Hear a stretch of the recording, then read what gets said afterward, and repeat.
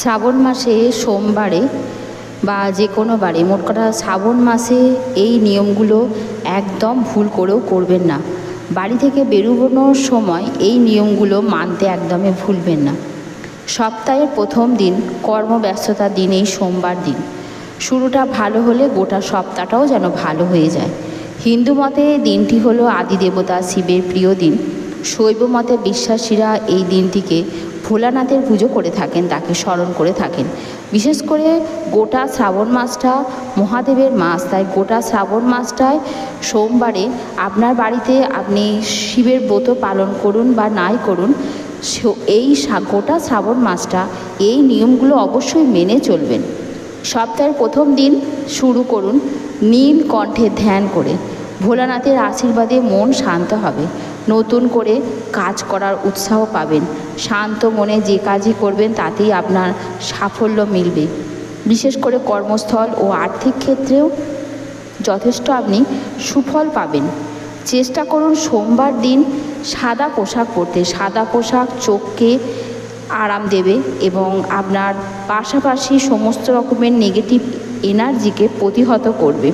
হ্যাঁ, হালকা বা উজ্জ্বল রঙের পোশাক আপনি পরতে পারেন, তবে কালো রঙের পোশাক যেন সোমবারে, বিশেষ করে সোমবারে একদমই পরবেন না। শ্রাবণ মাসটা, গোটা শ্রাবণ মাসটায় কালো রঙের পোশাককে এড়িয়ে চলতে পারলে খুবই ভালো, তাতে ক্ষতি হওয়ার সম্ভাবনা একদমই থাকবে না।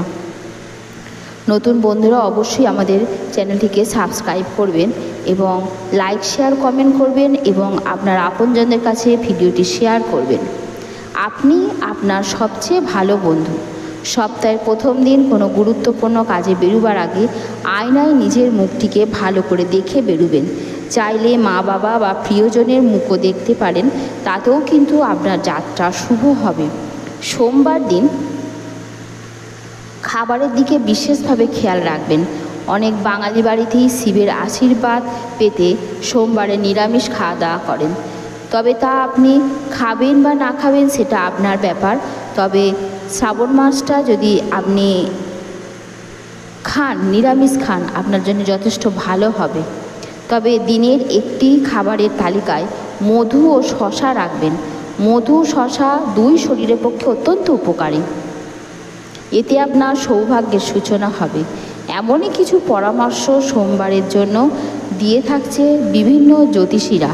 তাই বন্ধুরা, সোমবারে এই নিয়মগুলো মেনে চললে আপনার সংসার থেকে সমস্ত রকমের নেগেটিভিটি চলে যাবে এবং আপনার সংসারের যথেষ্ট ভালো হবে। সত্য মিথ্যা যাচাই করা সম্পূর্ণ আপনার উপরে নির্ভরশীল, তবে বিশ্বাসে মিলাই বস্তু, তর্কে যেও না।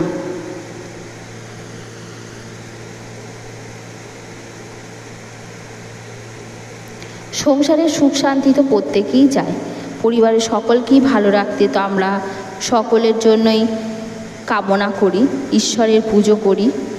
তারকেশ্বর বিভিন্ন প্রান্তে ঈশ্বরের বিশ্বাসীরা শিবের আরাধনা করে থাকেন, তাই দেবাদিদেবের আরাধনা করতে আমাদের সকলেরই মন চায়।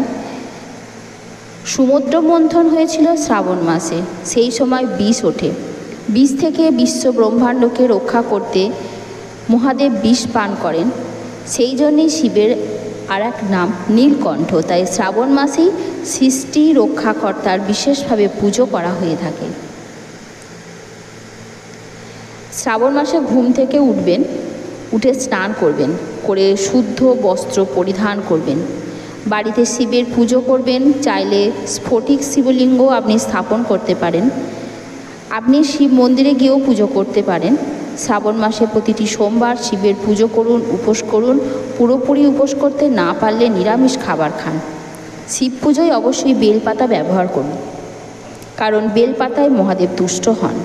ধূত্র, আকন্দা, অপরাজিতা, কলকে মহাদেবকে নিবেদন করুন।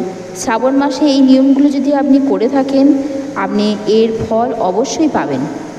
শ্রাবণ শব্দটি এসেছে শ্রবণ থেকে, তাই এই সময় শুভ কথা শ্রবণ করুন। শ্রাবণ মাসে অবশ্যই শিবস্তোত্র পাঠ করুন, অত্যন্ত শুভ। যারা রুদ্রাক্ষ ধারণ করেন তাদের জন্য এই শ্রাবণ মাসটা অত্যন্ত শুভ।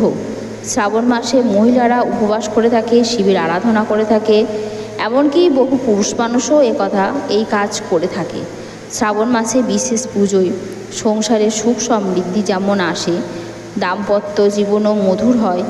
ঈশ্বরে বিশ্বাসী হলে শিবের আরাধনা আপনি অবশ্যই করুন। অবশ্যই এইভাবে চললে আপনার জীবনটা ভালো যাবে এবং ইতিবাচকতায় আপনার সংসার ভরে যাবে।